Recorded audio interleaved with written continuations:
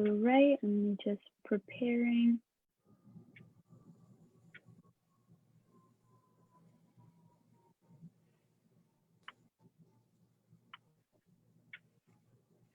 Okay.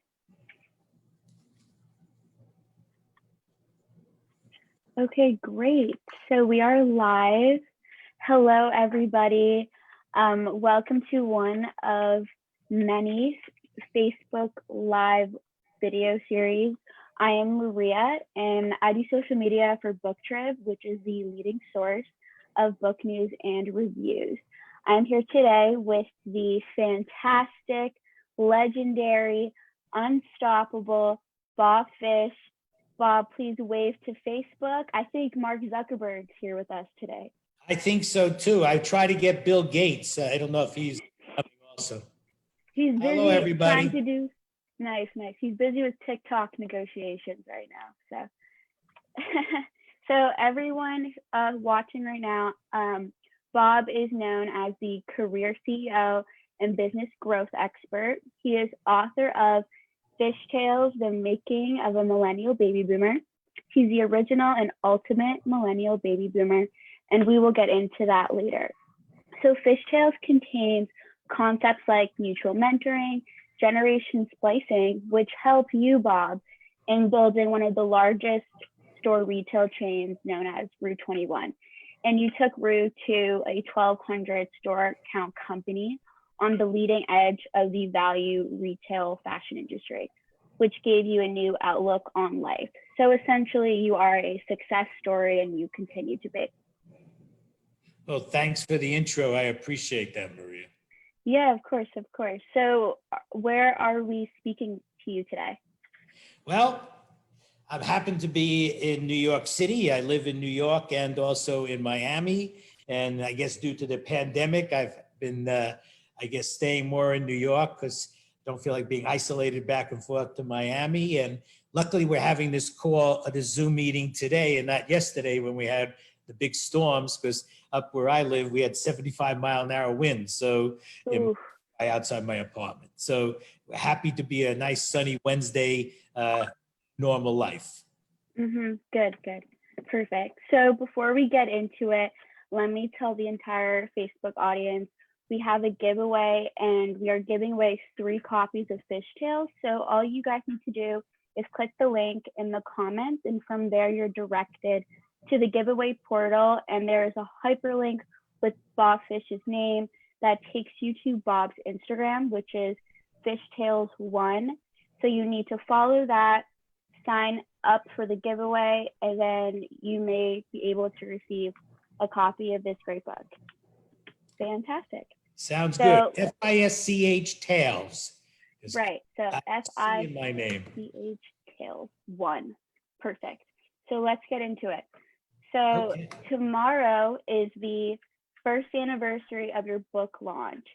And who would have thought that a year ago today, you would have been interviewed by me? Pretty exciting. So what inspired you to write your book? Well, thanks, Maria. And yes, it's an amazing journey this past year. And it's been a great success, not only in book, but in meeting people and to really be able to communicate about my brand. So it's been a definitely metamorphosis from retail to now being a published Forbes author. I'm inspired by it. I think the first thing I would say is that if I was still running Rue, I think the book would have been boring. It would have been all about me and all about Rue. And that's not what's important. It's really all about what I could do about giving back and making a difference for people. And that's what it's all about, and inspiring people to do better than they ever thought they could do in life. And to me, the sky is the limit. And I think that's one of the things that I wanted to get across as we talk about the book and my brand today. Perfect. So in your book, you call yourself a millennial baby boomer. I happen to be wearing the millennial baby boomer swag. Perfect occasion. So what do you mean by that name? Well, first off, about almost a year ago, I now have the intellectual property and registration for Millennial Baby Boomer. I own the name, and I am making a difference using it. And it's a huge opportunity because when I decided to write the book and work with Forbes, I spoke with Steve Forbes and also Adam Whitty, who is president and CEO of Forbes Books. And they felt that there was a tremendous white space opportunity of bridging the gap between millennials and baby boomers. And I explained, I am the original millennial baby boomer. MBB is the terminology. And really, it's not that hard. It's just that we all have different characteristics of different generations. You know, it's who we are in a generation name, it's who we are. And so we all have different generation backgrounds of different characteristics. And so to me, I think it's blending of that. And I think what you're going to hear today, that I won't be the only millennial baby boomer. Many of you out there could be millennial baby boomers too. Nice. I think I'm a millennial baby boomer, and I'm learning from you every day to utilize that for sure. So, and you're doing a very good job of it, because Maria, I enjoy working with you as my social media specialist, and it's always challenging and inspiring every day. Yep, great outlook. So at Route 21, 75% of your home office were in their 20s and 30s. So how did you lead and inspire everyone to be a successful team? Well, I think what's really key, and I think this is a key point about bridging the gap of millennials and baby boomers, is that I had 20,000 people working with me, and 90% of them were under 35. In the home office atmosphere, I had 75% of our almost 400 people. So almost 300 people were between the ages of 20 and 30. And so I realized how important young people are to making businesses happen. And so you need to learn how to work with them. And I think you lead with trust, loyalty, and commitment. And I use the word all the time of being totally authentic. Be you. Don't be afraid to tell people what's really going on. And I think that's what people have a tough time on, that in business, politics, and life. And so we're not going to get into politics and life there, but to me, that's what it was. And it was really, you want to inspire people by having that confidence with them and having them make a difference. Fantastic. So would you say trust, loyalty, and commitment are all values to be authentic? Yes, I do believe that, and it's not wrong and something if you make a mistake to explain it. It's if you also can pick up something from somebody else that's going to help your company, then you do it. And if you have something that is controversial that might not be something that people might love at first, you have to tell them why you need to do it as a company, and you explain it to them. You don't just say we're doing it, you explain why we're doing it. And then sometimes you just have to do it. You know, it's no different than in the pandemic when certain officials of the country are taking control and saying, this is what we need to do, but they own it. I owned it at Route 21. I took the responsibility, and then people felt the confidence with me. Hell yeah, nice. So in your book, you describe yourself as a disruptor, and you mentioned the term interrupter. So what's the difference between the two here? Well, first, I've always been a disruptor, and I'm really happy in the last 10 years it's become a great word, because it used to be in the old days, disruptor was disrupting business, and they didn't realize that that's really a good thing. And so as a disruptor, which I am in my business and personal life forever, it's all about taking charge, not being afraid to take a risk, speak up, and stand up for what you believe. I think that's really important. And, you know, I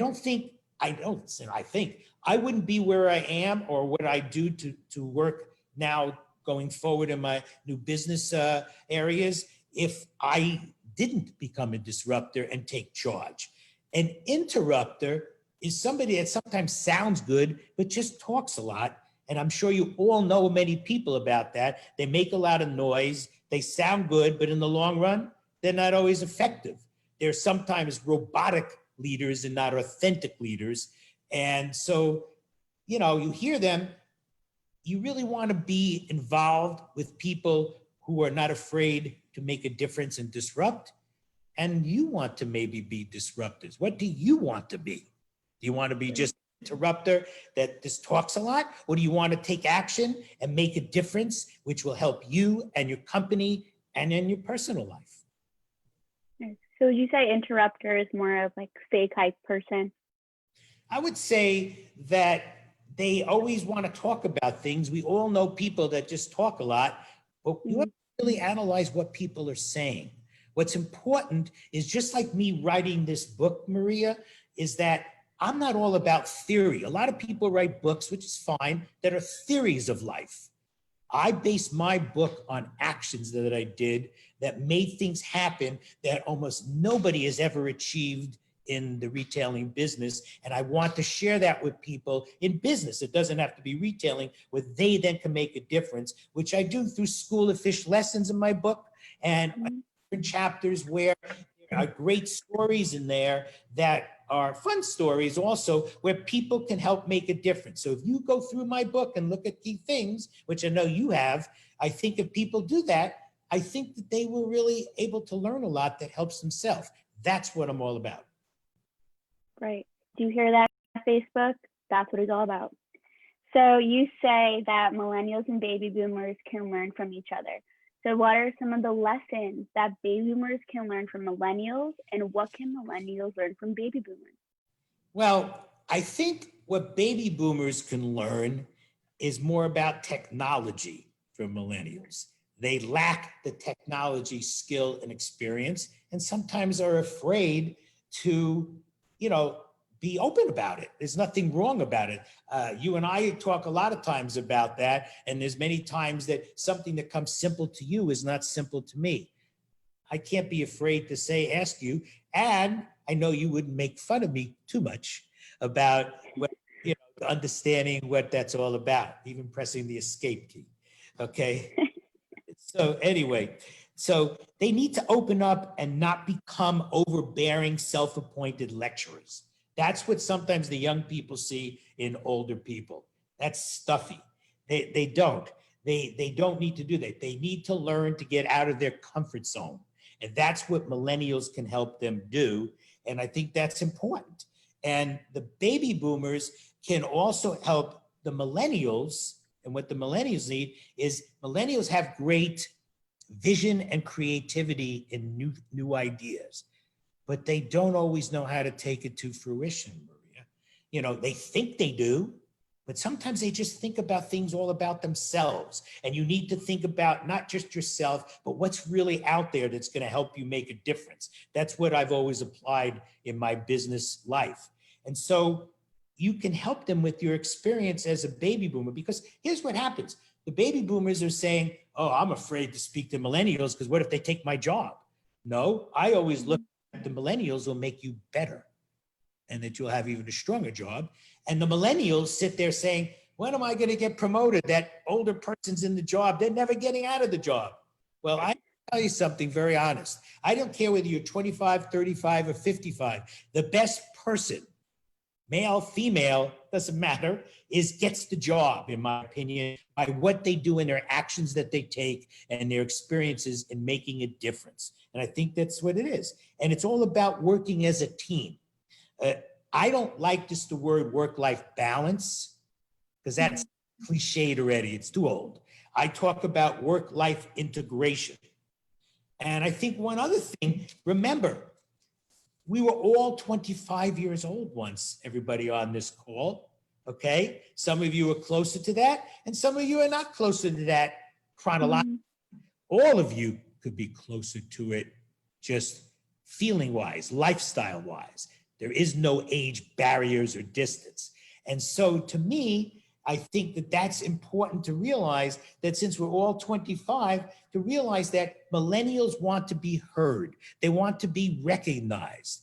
And we should be there to help them do that, because that's what's important. I've just been reading that over 50% of the millennials and Generation Z, there's more of that in the population than the Generation X baby boomers and older. So they're taking over the world. Instead of us being upset about it, how do we get them to do a great job doing it? And one last thing on that is key is also reinventing yourself.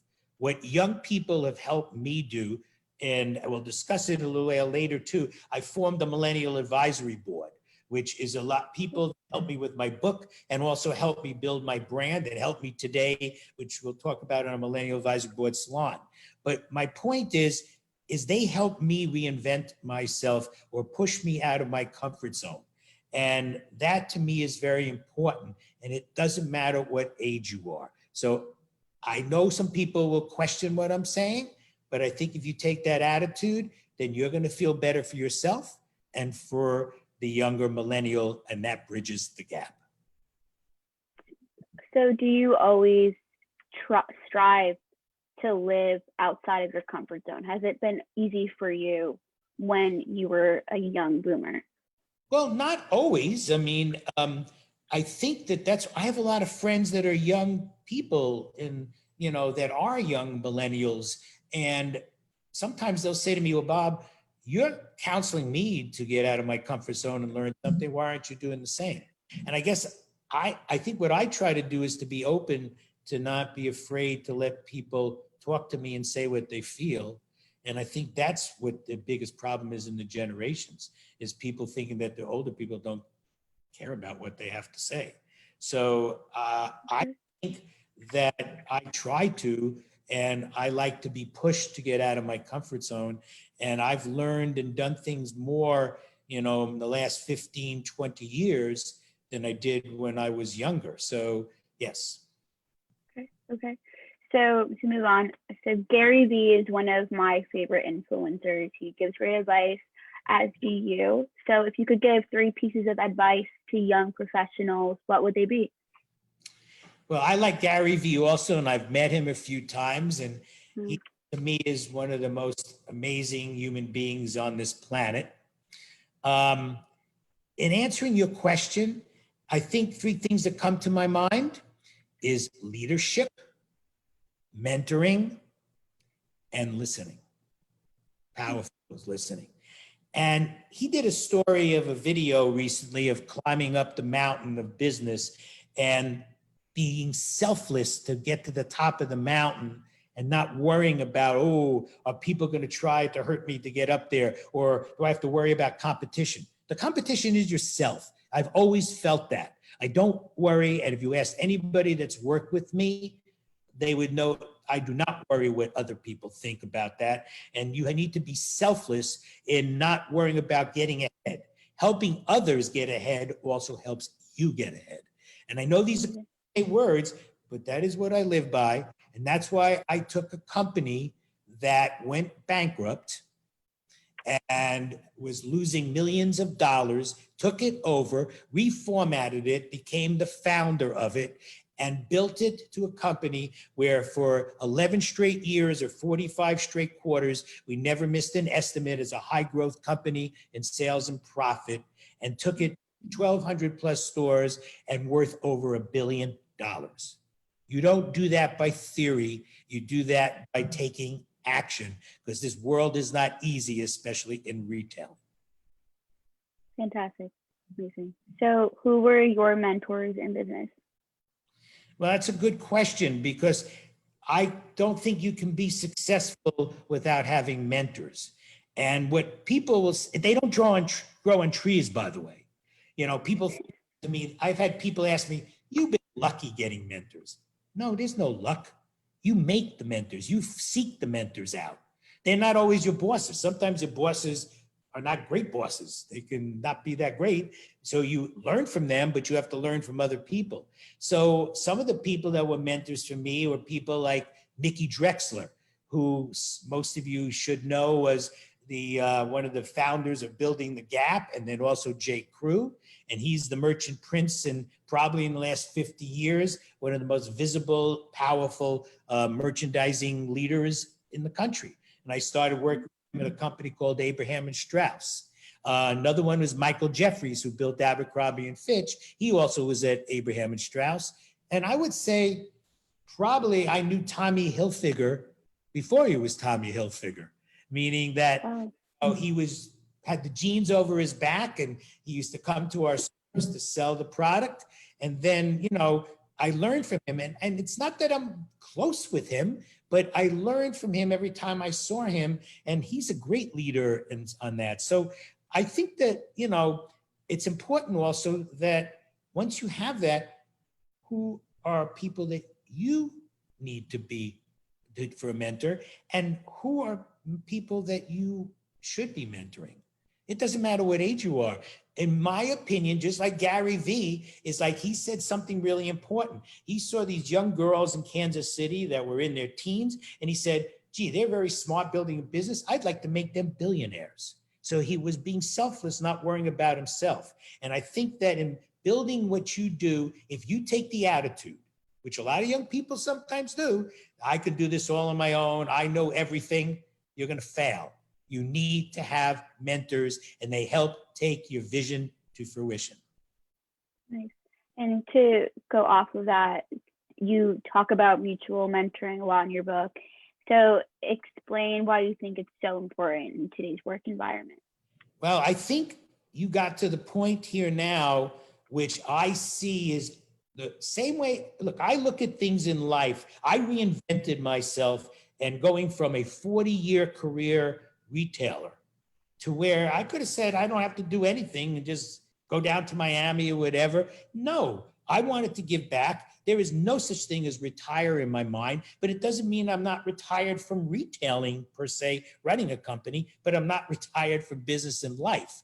So to me, it was very important to me that I recreated myself in something. And what I see right now, where I built Rue at a time when value businesses weren't really happening, I built something. Nobody needed more mall stores. People needed value businesses of fashion. So I created something at a time it was needed. I think right now we're on the verge of something really big, Maria. We're on the verge of something that maybe I take the lead on, because that's the way I am, of something of mutual mentoring where people work together, and I also call reverse mentoring. Because we need to listen more to young people, especially now with the pandemic times. Okay, we need to listen to them. And right now, we need to be able to take from their good ideas and work with them to build for the future. And I think reverse mentoring is going to become very big and important. And so I'll give some examples of that.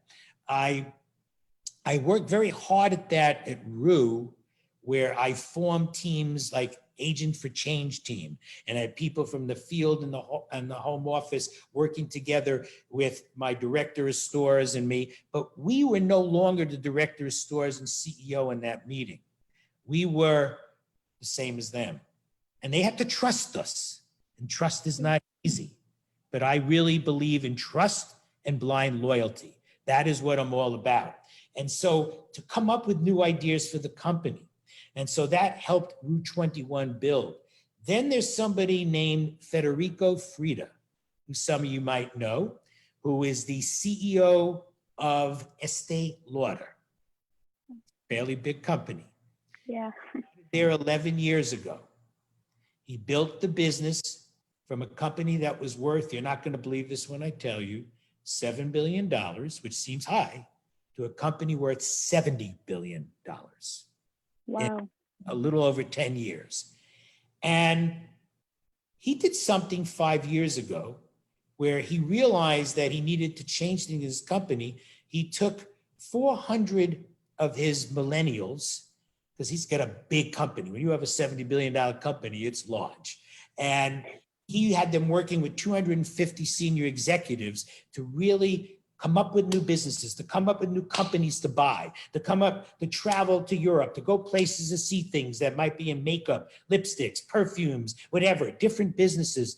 And he formed something where they have reverse mentoring teams.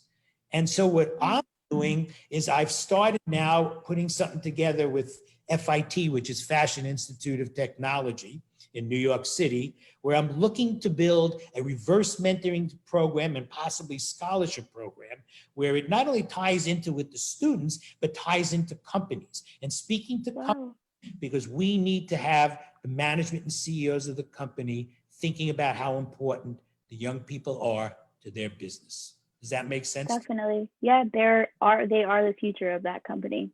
So I see this, that we're on the verge of something, and that's why I work with Forbes, because they saw it also. And there's no reason that it should be baby boomers just mentoring millennials. It should be millennials mentoring baby boomers. And we've got to get the baby boomers open-minded to accept that. And we got to get millennials open-minded to want to listen to the baby boomers. That's mutual mentoring. Great. Well said. So younger millennials and the 25 to 30 age range can be impatient and worry about being successful now. What would you say to them? Well, that's a big issue with young people. We're in a race. And I think how they were brought up by their parents, just like they were brought up that if you came into 10th place, you got a trophy. When I was brought up, if you didn't come in first place, you got nothing. You're the competitive thing. So everybody's like, oh, I'm going to be successful. And I want to be Mark Zuckerberg, as you said, by the time I'm 30. It's not going to happen. Okay. What you need to think about is putting the pieces of the puzzle together. And that what you need to do is to not rush to get ahead, but not a race. That you need to realize that, gee, if I don't get promoted in a year, it doesn't make me bad. It doesn't make me not going to do it ahead in the company, but you need to talk to your bosses. But you need to slow down a little to realize you have a lot to learn. I was a president when I was 36, 37. That's young. So I've been a president for 30 years of that. But when I became a president, I still felt that I had a lot to learn. And the pieces of the puzzle would be pulled together. And my best years in business were my late 50s to early 60s. Remember something, the young millennial is going to live to 100. So they're going to be working for 70, 80 years, whether you like it or not. This is what it is. So you might have 2 or 3 different professions. So it's not a race. So, and you need the older person, the baby boomer, to help guide them on that and want to guide them on it to get them to listen. Does that make sense to you? Yes, it does. Great. Okay. So how can young professionals get ahead during the pandemic and post-pandemic, whenever that may be?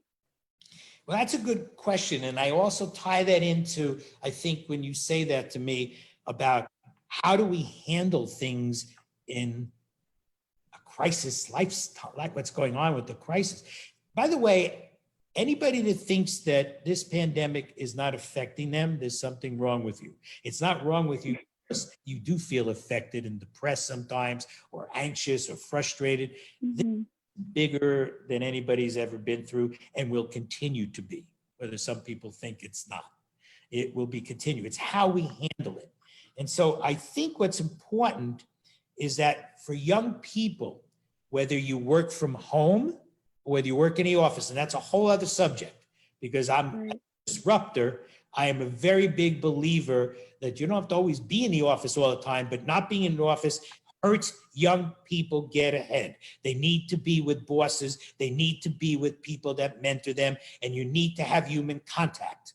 You can't just have social isolation. You'll be seeing a blog on that coming out shortly in a couple of weeks for me, because I do a blog for Forbes. But that's important. But what I think is important is that young people need to be not afraid to speak up, Maria. They need to be able to, if you're home right now in a pandemic situation, you need to call up your boss on the phone. I guess nowadays we can even sometimes go out for lunch or a drink with them outside. You know, you initiate it. You need to speak to them. You know, just like you like going back to the office and you want to be in the office, and then you're sometimes able to be there with the leader of your company. That's a big deal. They help mentor you. Just being around people with experience helps. So I think that's important. And the other thing that I think about is that in tough times is when you can have your biggest opportunities. So where people think that young people, what are they going to do? Yes, it is tough right now. But I'll give you an example. When I took over Rue, I had to take the company within 4 months into bankruptcy. I knew that it was that or we would go out of business. And so I wasn't afraid to take a risk. And then we didn't miss an estimate, as I said, for 11 straight years. I took the company public in 2009. I took it private and sold it for over $1 billion in 2013. And in the times of 2008 and 9, when we were in a recession, where people said, you can't open up stores. I was opening 100+ stores a year, but you can't do it by just running it by the seat of your pants. You have to have good people because they make the difference. And you have to take a leadership position and take a stand that you see that there's opportunities. So you look for the opportunities, Maria. And that's what I think is right now for young professionals, or advice to give even graduates who are entering the workforce right now. It's very important. Great.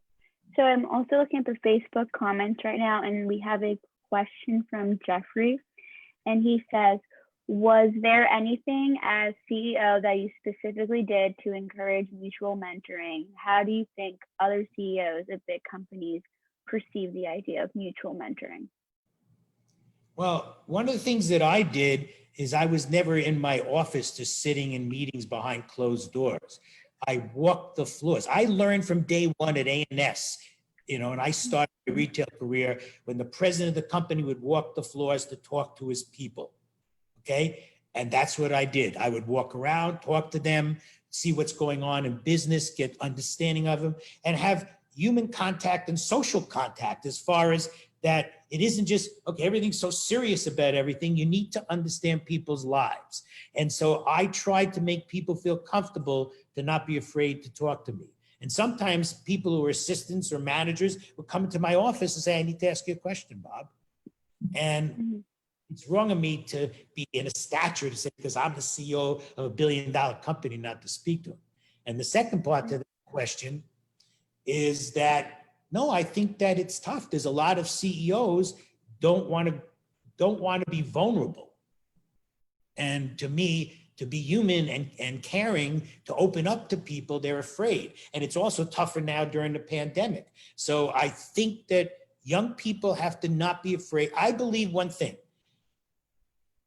I got ahead because if I felt my boss wasn't going to come to me, I went to them.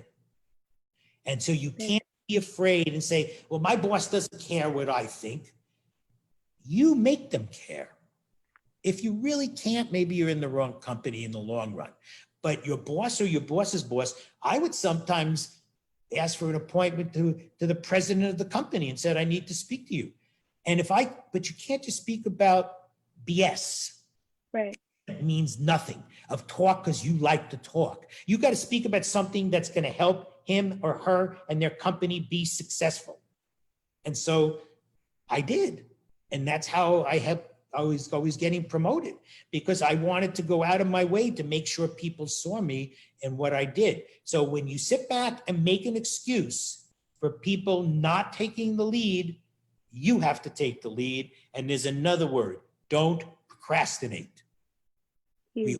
We procrastinate too much. Oh, he's not going to want to speak to me. Bullshit. Am I allowed to say that? So yeah. it's because you should take a stand. If you have something important to say, people need to hear it more than ever now. It's very hard to get that across. And I know no different than if you're in the office with your boss, you're able to say something and they're going to listen to you. So that's my advice about that. Great. So what does an office gain when leaders promote open communication among all generations? And did you incorporate this at Rue? Well, let me think about that. Goes back to work-life integration again. Again, I like that word. And what does that mean? I'll give you an example. we all work very hard, but I would, anytime one of the Hunger Game movie series came out, or Twilight series, so there was about 8 or 9 of them between the two of them, I would take my entire office of a little less than 400 people to the movies in advance of when the movie came out. The movie theater was real excited, and I'd take them at 9 in the morning, and we'd go before the movie came out, and we'd go there, get popcorn and soda, and give out T-shirts, and everybody sat down in 2 of the big theaters there. So that's an example of working together and being connected with your team. And that's work-life integration. And caring is not a bad word. I also don't believe in staying in your swim lane. I know a lot of people could disagree with me. Stay in your lane. How do people learn staying in their lane? You keep them focused to make sure that if they get out of the lane when they're not working right, they sometimes get back into it. But you also want them to be out of the lane to teach people what is really going on in your business life. They not always going to ask that question. So you have to anticipate them as a leader. A leader anticipates them and sets the tone, and you tell people this is what's going on and this is what you need to learn. If you want to be successful, then you sometimes need to get out of your lane. Does that make sense to you? Yes, it does. That's great advice. I think in order to expand yourself, you have to get out of that lane too. And what advice would you give to a recent graduate who is entering the workforce, wants to communicate with management, they have ideas, they want to take a risk, but they are scared to do so, especially it being online? Well, I think that you have to get out of being afraid. You've got to take that risk. And I was counseling somebody last month who I said, you know you're in a big finance company, but you have these great ideas of being a chief happiness officer and wanting to get people to not be isolated now and to get together and feel good, and humans being together. Did you ever think of calling up the head of human resources, which maybe is many levels above you, and say, I'd like to speak to you for 10 or 15 minutes, and just tell them why? If they won't speak to you, then why are they the chief human resource officer? It'd be an oxymoron.